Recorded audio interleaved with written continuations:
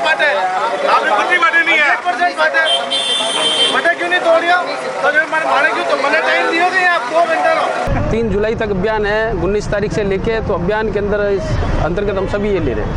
ये पक्के निर्माण कब हटाना शुरू करेंगे आप? पक्के निर्माण भी देखें, हम नाप चौक करवा रहे हैं, जेईनों से नाप चौक करवा के, इंजीनियर से नाप चौक करवा रहे हैं। उसके बाद में अगर गलत है तो उसको भी हटा दें हम।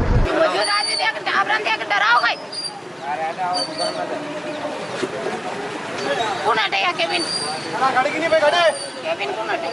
वो है नहीं, गाड़ी वाला हैंगर हटा हो गए बिना चेयरमैन का नाम ला लूं। हम तो पवन कुमार जी नाम है उनका, और उन्होंने थोड़े दिन पहले मुझे कोई प्रेस के लिए कपड़े ला के दिए, तो उन्होंने बोला कि हाथों हाथ अर्जेंट बना के दो, तो मैंने साफ मना कर दिया कि अर्जेंट में नहीं बनाऊंगा। तो उस आधे घंटे का टाइम दिया था मैंने, टाइम के ऊपर मैं चलता हूँ, टाइम के ऊपर उसने मना कर दिया। तो उन्होंने वो बोला कि आपको धमकी दे के गए कि आप हटवा दूंगा यहाँ से, और जो भी बात है वो हटवाने की बात बोल के गए थे। वो हम 4-5 दिन से 10 दिन से पेपर के अंदर आप भाषा को उसमें हमने प्रकाशित कर पेपर में ऐसा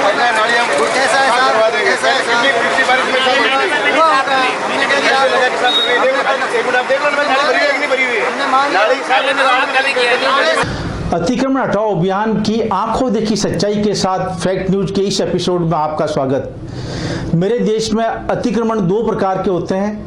पहला और सबकी आंखों में अखरने वाला अतिक्रमण सड़क किनारे हाथ ठेला, नाले पर पड़ा केबिन और छोटी छोटी दुकानों के बाहर 1 या 2 फीट के पट्टे पर पड़ा सामान।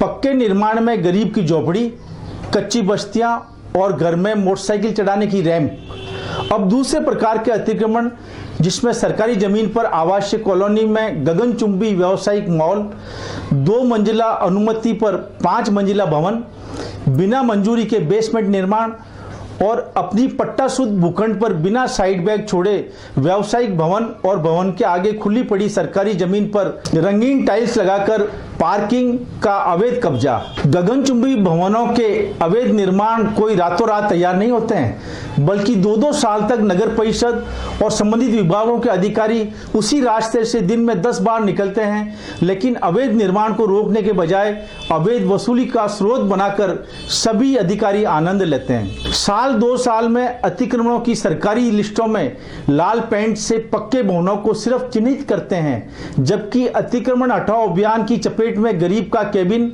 दुकान के बाहर सड़क पर पड़ा साइन बोर्ड, सड़क किनारे रात को चाट पकौड़ी बेचने वालों के दिन में वीरान पड़े ठेले, गरीबों के साथ गगनचुंबी अवैध भवन भी अतिक्रमण हटाओ अभियान की लिस्ट में शामिल होते हैं।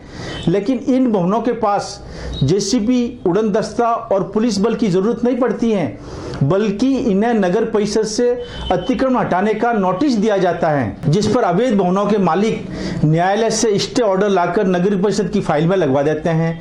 इस पक्की कार्रवाई के बाद आप कलेक्टर को शिकायत करो, चाहे अखबारों में हर हफ्ते आधा पेज की फोटो सहित खबर छाप दो, इन पूंजीपतियों के अवैध निर्माण पर कभी जेसीपी नहीं चलेगी, बल्कि स्वायत्त शासन विभाग कुछ पेनल्टी लगाकर इन अवैध भवनों को नियमित होने का प्रमाण पत्र भी जारी कर देते हैं। आइए आपको ऐसा ही एक भवन जो बारूद के ढेर से अधिक ज्वलनशील पेट्रोल पंप के 1 लाख लीटर भूमिगत टैंकरों के पास खड़ा है। यह भवन पाली के 28 अवैध गगनचुंबी भवनों में से एक है। बताते हैं इस अवैध भवन के मालिक प्रदेश भाजपा के उपाध्यक्ष एवं वर्तमान पाली नगर परिषद के चेयरमैन का है। इस भवन की सच्चाई बता रहे हैं युवा कांग्रेस के निर्भीक नेता समाज सेवी मनीष राठौड़। मेरे पीछे जो अभी आप देख रहे हैं कि मरुधर नाम के एक बिल्डिंग खड़ी है, जो महज पेट्रोल पंप के नज़दीक और एक समीप चिपती हुई बनी हुई है, जो कि नगर परिषद सभापति महेंद्र जी बोरा की है। महेंद्र जी बोरा हाल ही में अभी जैसे अतिक्रमण तोड़ने, अतिक्रमण हटाने के लिए जो नियम लेके चल रहे हैं, उस अतिक्रमण के तहत मैं ये कहूँगा कि जो ठेले हैं, जो गरीबों के ठेले हैं, ठेले लगा के जो गरीब पैसा कमा रहे हैं, उन पैसा कमाने में उनको क्या दिक्कत आ रही है, मुझे ये बात समझ में नहीं आ रही है कि अतिक्रमण उनको वो लोग ही थोड़ी कर रहे हैं। अतिक्रमण तो बड़े बड़े बिल्डर्स कर रहे हैं, जो बड़े बड़े निर्माण करके बैठे हैं, उनकी ना तो अभी तक कोई कार्रवाई की गई, ना कोई बात। एक सिर्फ मैं ठेले वाले और ठेले संचालकों को हटाकर अतिक्रमण दस्ता वापस चला जाता है, जो कि बहुत ही गलत है। और ये भी आप देख रहे हो कि पेट्रोल पंप के पास जो नॉर्म्स के विरुद्ध बनाई हुई है बिल्डिंग, उसके बाद अगर नगर परिषद सभापति चाहते हैं अतिक्रमण तोड़ना या अतिक्रमण तो यहाँ से शुरुआत करें, हम उसके साथ है, पाली की जनता उसके साथ रहेगी। अतिक्रमण तोड़ो, हम मना नहीं करते, मगर नियम विरुद्ध है उनके खिलाफ तो कार्रवाई करो। आप उनके खिलाफ आप कार्रवाई नहीं कर रहे हो, और जनता जो बेचारी गरीब जो पैसा कमा रही है ठेला लगाकर उन लोगों को तुम हटा रहे हो, वो कि सरासर गलत है। कुछ ही दिन पूर्व नगर परिषद द्वारा अभियान चलाया गया था, जिन्हों में लोगों के द्वारा अतिक्रमण कर रहे थे, तोड़ रहे थे, मगर लोगों के द्वारा सोच रोड पे नज़दीकी और वाल्मीकि समाज द्वारा भी, वाल्मीकि समाज के एक शख्स के द्वारा बरसों पुराना जो कब्जा था, उस कब्जों को हटाने के लिए पूरा प्रशासन लग गया था। तो क्या मावी नगर, तिलक नगर, वीडी नगर, यहाँ पे भी तो कितने अतिक्रमण होंगे, कितने अतिक्रमण होंगे, वो तो लोग हटाए नहीं, इन लोगों से हटाया नहीं जाता नगर परिषद द्वारा। और जो गरीब व्यवसाय असहाय लोगों द्वारा जो पुराने ज़माने से बैठे हैं उनका आप अतिक्रमण हटा रहे हो, और जो पैसे वाले बड़े बड़े उद्योगपति धन्ना सेठ है उनके आप हटा रहे नहीं हो। तो ये आप भेदभाव क्यों रखते हो?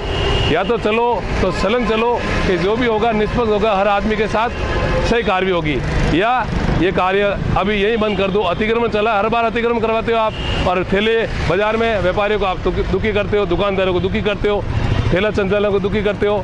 जब नियम विरुद्ध काम करना है अगर, तो अब आप मत करो। आप जो जैसे अंधेरी नगरी चौपट राजा चल रहा है पाली के अंदर, चलते रहने दो, ऐसा कोई काम होगा नहीं। आपकी खुद की सभापति जी की बिल्डिंग के पास में पेट्रोल पंप है, नॉर्म्स के खिलाफ आपने 4 मंजिल बना दी, 5 मंजिल बना दी, अवैध नियम के विरुद्ध बना दी, वो आपसे हटाई नहीं जाती। और गरीबों के जो ठेले और वो असहाय बेचारे बैठे हैं पैसे कमाने वाले, उनको आप हटा रहे हो, जो कि सरासर गलत है। चलते चलते में आज आपको दूध की शक्ति, खिलाड़ियों और बच्चों के होठों पर दूध की बूंदों वाले एडवर्टाइजमेंट से भारत की पहचान बनाने वाले अमूल दूध की खत्म हो रही विश्वसनीयता की बात करते हैं। आगे आगे बढ़ता है इंडिया, अमूल दूध पीता है इंडिया, अमूल दूध पीता है इंडिया।